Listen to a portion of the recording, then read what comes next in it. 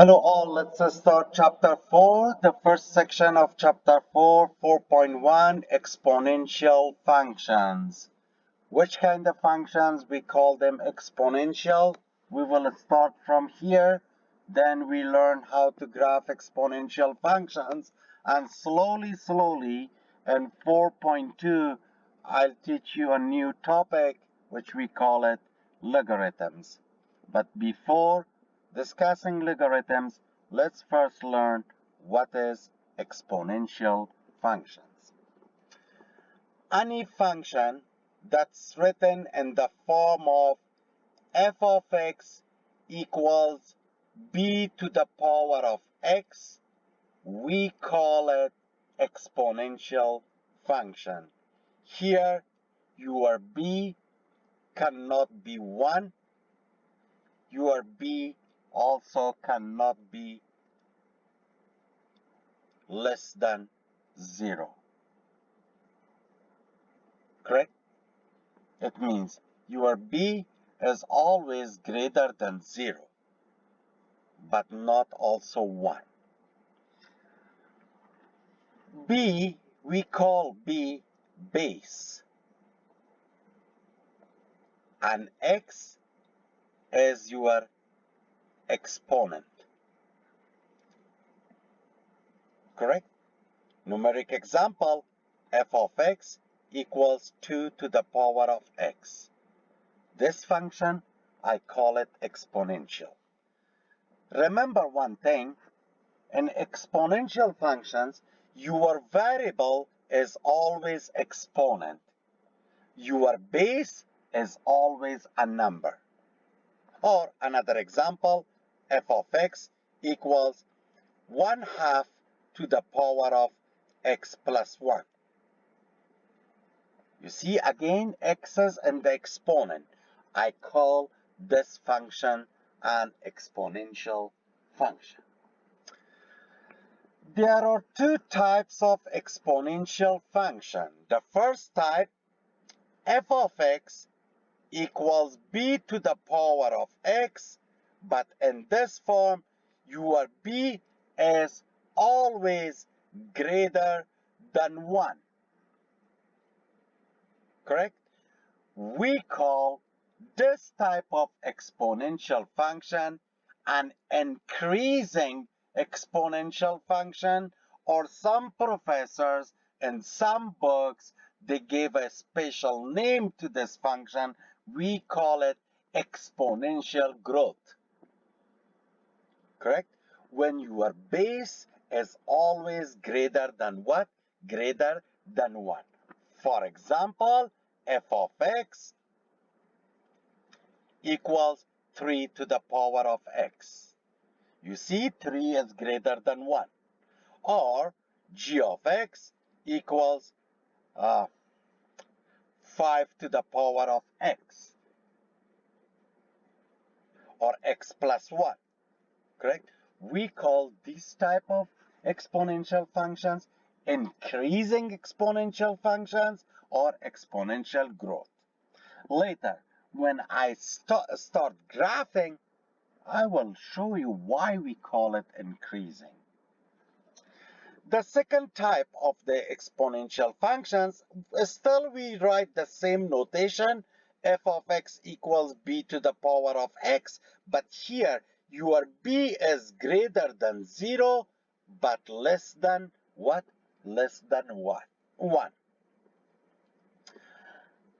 It means all fractions between 0 and 1, if your base is one of those fractions, we call it a decreasing function, or the actual name is exponential decay.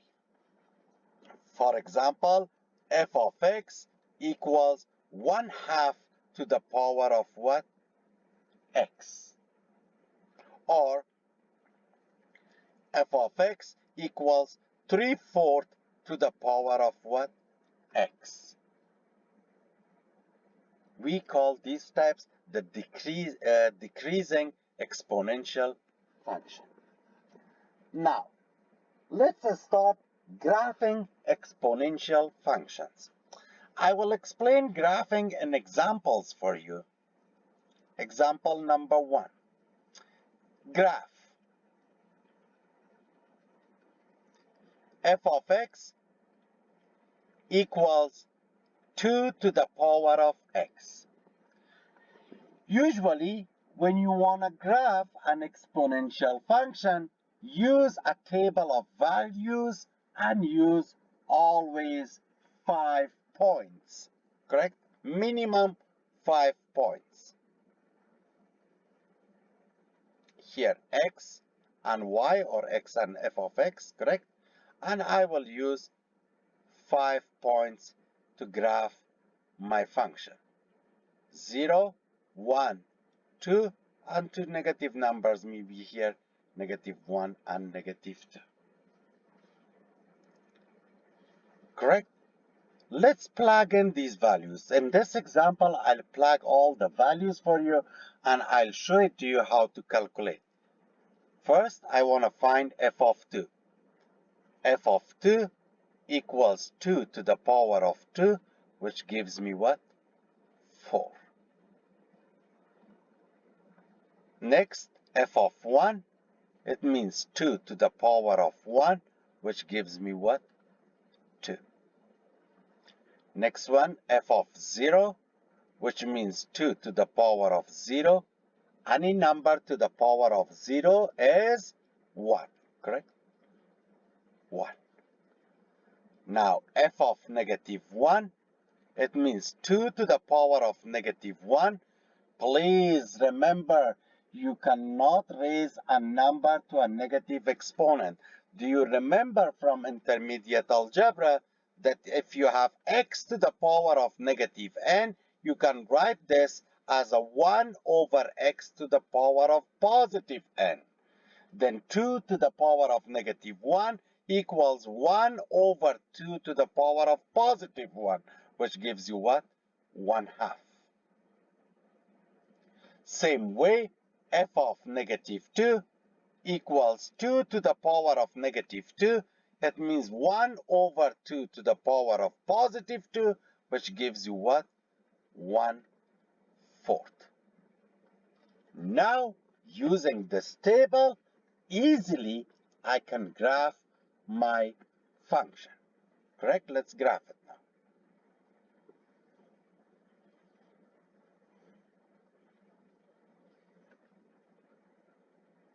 Here x, here y, 1, 2, 3, 4, 5, -1, -2, -3, -4, 1, 2, 3, 1, -1, -2, -3, here 0.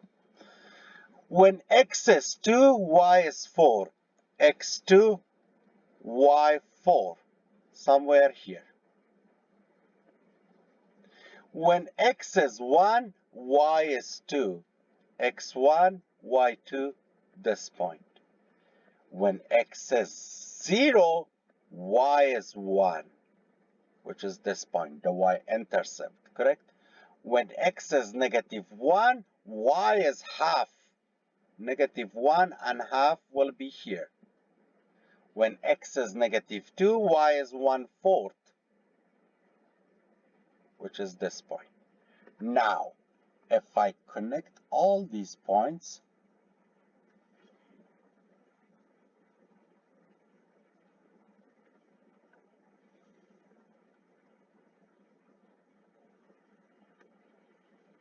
that will be the shape of the graph of f of x equals 2 to the power of x.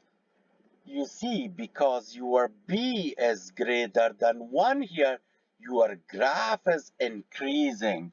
Or in your book, it's explained that the graph rises from the left to the right.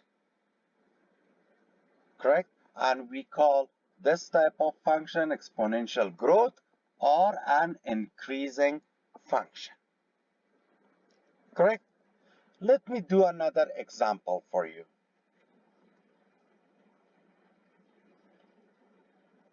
F of x equals 1/2 to the power of x. Again, we want to graph this function. I'll use a table of xy and 5 points. 0, 1, 2, -1, -2. If I plug in 2, if I look for the f of 2 equals 1/2 to the power of 2. And you know, when you raise a fraction to a power, you have to raise the numerator and denominator to that power. 1 square is 1, 2 square is what? 4. It means y becomes 1/4. F of 1 equals 1/2 to the power of 1, which gives you 1/2. F of 0 will be 1/2 to the power of 0, which gives you what? 1. F of -1 gives you 1/2 to the power of -1. It means, remember when your professor explained when you were in intermediate algebra, if you have a over b to the power of -m, the easy way to change this exponent to positive, you can do b over a to the power of what? Positive m. It means here I can write 2 over 1 to the power of 1, which gives me 2. F of -2 equals 1/2 to the power of -2. Again, it will be 2 over 1 to the power of 2, which gives me what? 4. Now I have the table. Easily, I can graph this function.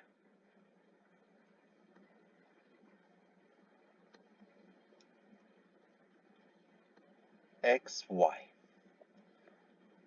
1, 2, 3, 4, 5. 1, 2, 3, 4, 5. -1, -2, -3, -4, -5.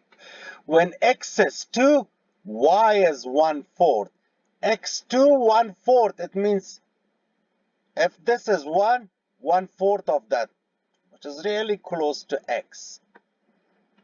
When x is 1, y is half. 1 and half will be a little bit over this point. 0 and 1, of course, this point. -1 and 2 will be this point, and -2 and 4 will be this point. And if I connect these points,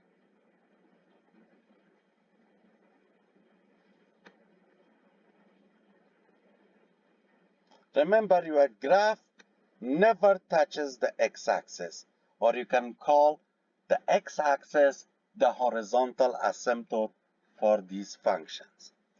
In this example, you see that your b is equal 1/2, which is greater than 0, less than 1. That's why the graph falls from left to right, or we call it an exponential decay. Correct? Now, after doing these two examples, now I will talk a little bit, because you saw it on the graphs, about the characteristics of the exponential functions. Correct? First, number 1. What are the characteristics of the exponential functions? Number 1. Domain of the exponential functions. In both examples, in both graphs, you see that your domain starts from -infinity to +infinity. Then characteristic number 1 for the exponential functions, their domain is always from -infinity to +infinity. Or in other language, the domain of exponential functions are all real numbers. Number 2, range. As you see in both graphs, the range of exponential functions is always 0 to infinity. When I'm saying 0 to infinity, it means I will never cross the x-axis, but I'll come really, really, really close to the x-axis, but I cannot intersect the x-axis. Correct? Number 3.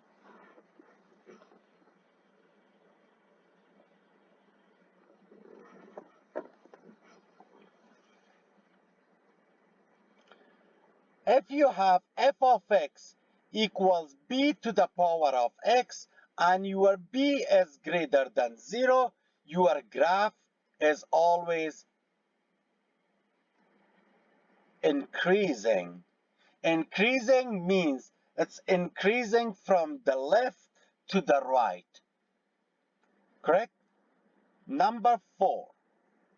If you have f of x equals b to the power of x and your b is less than 1 greater than 0, in this case your function is decreasing. It means your function falls from the left to the right. Number 5. The graph of the exponential function always passes from this point. It's a good characteristic. You see, in both graphs, you see the graph is passing from point 0, 1, or it means the y-intercept for the exponential function is always 0 and 1. It's an interesting characteristic of the exponential functions. Your y-intercept is always what? 0 and 1. Number 6. Easily you can see that f of x equals b to the power of x is a one-to-one function. Because the graph was like this way, or the graph was like this, right?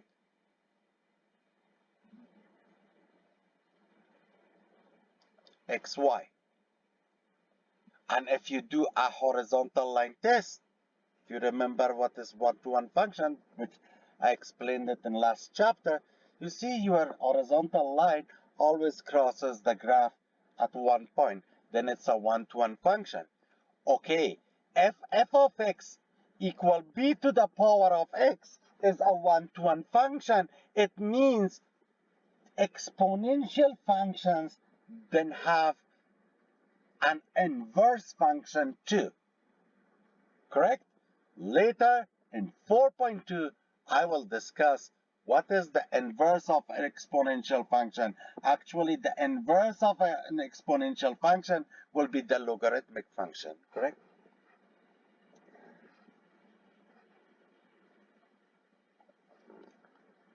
If I put one more characteristic, when you have f of x equal b to the power of x, your graph is approaching to the x-axis really, really close, but never intersect the x-axis, which we call the x-axis the horizontal asymptote. These are the main characteristics of an exponential function. Correct? One more thing that you have to remember, your b, in both cases, I told you, b should be greater than 1 or b can be greater than 0, less than 1. If someone gives me this function f of x equals negative 1 to the power of x, and they ask me, is this an exponential function? My answer immediately will be no. because -1 is b, and your b cannot be less than 0. It means, in a simple language, in an exponential function, the base cannot be negative numbers. Correct? Your base is always positive numbers, not negative numbers.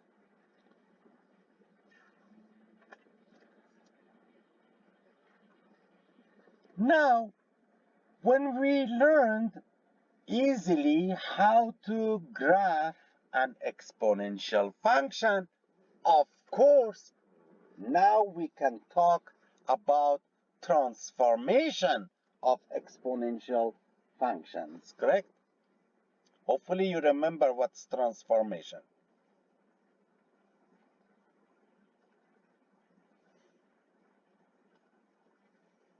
Transformation of exponential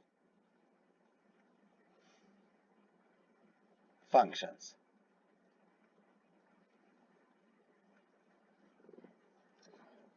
I will give you just here the cases. I will maybe graph one of them for you because we already discussed what is transformation and here or translation. Here I'll just show it for you in a table, correct? The first one, if you have f of x equals b to the power of x, here plus c, or if you have f of x equals b to the power of x minus c, here if you have plus c, your exponential function shifts c unit up, and if you have minus c, your exponential function shifts c units down. Correct? If I show you in a graph, two graphs, the transformation,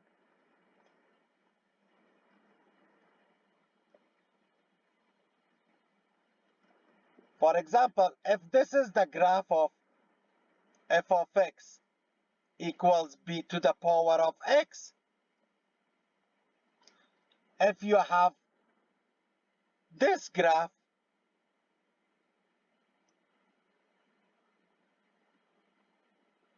will be the graph of f of x equals b to the power of x minus c. You are shifting c units down, or you can shift your graph c units up. How to deal with the table? We already discussed in the chapter that I talk about transformation.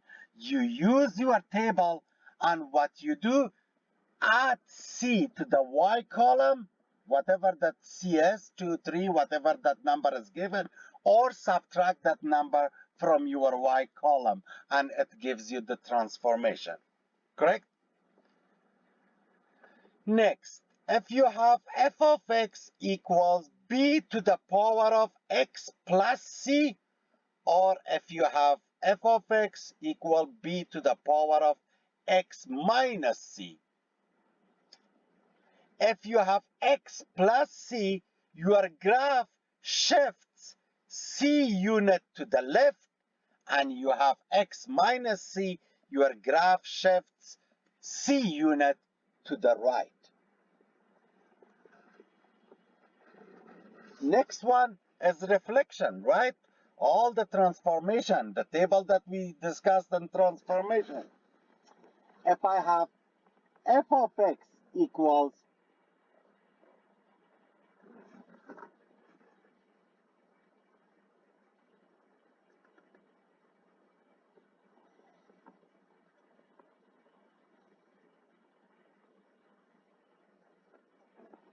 vertical stretch. If you have f of x equals b to the power of, cb to the power of x, correct?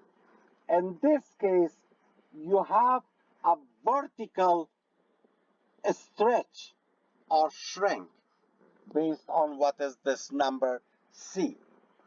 And last one, if you have f of x equal b to the power of cx, you have a horizontal stretch or shrink. I will do just one example for you here to show maybe a vertical shift or horizontal shift. The rest is the same.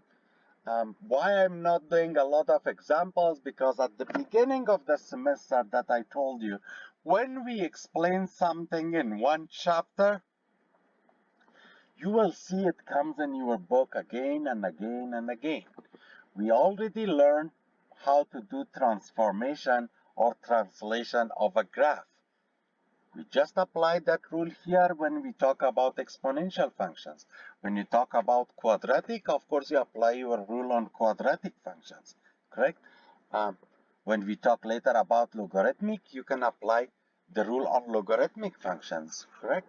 But anyway, I'll do at least one example here for you to show how I'm using transformation or translation to graph an exponential function. For example, graph.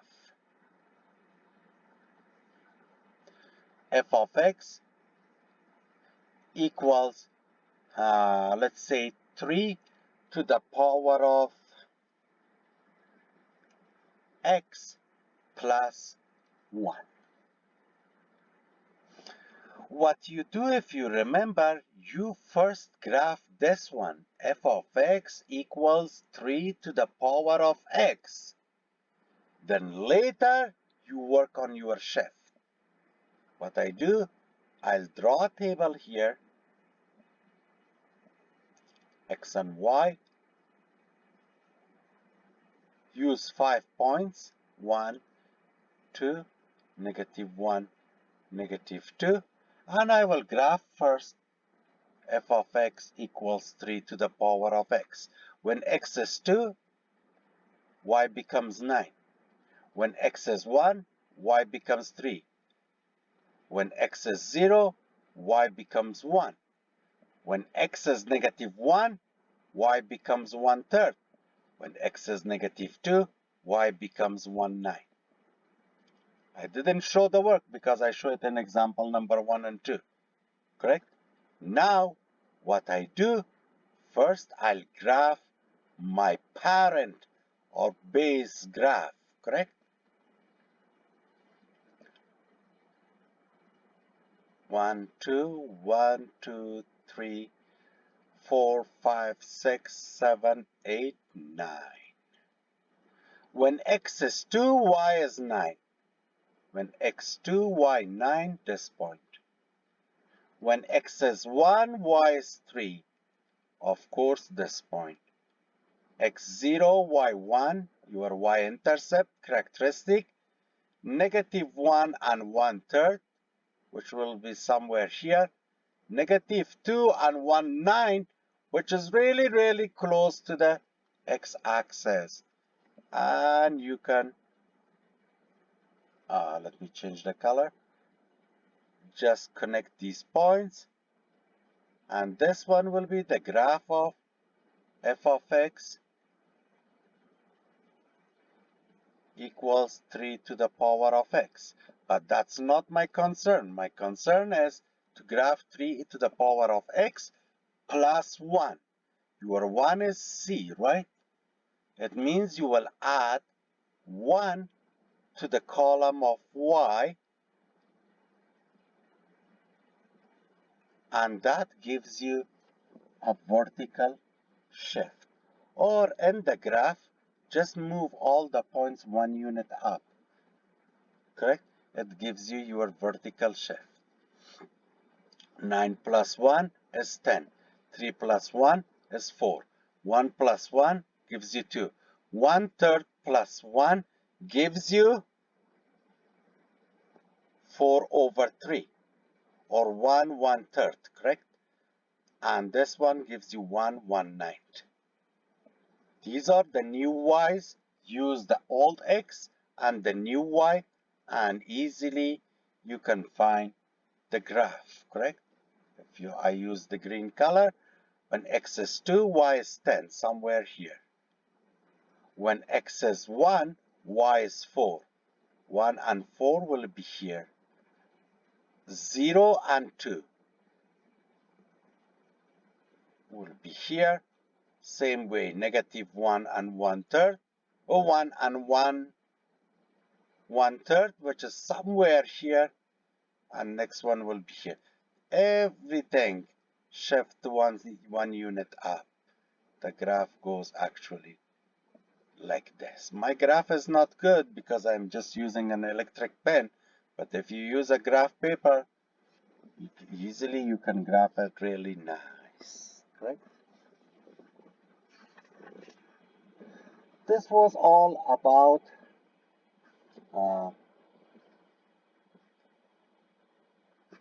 part of section 4.1.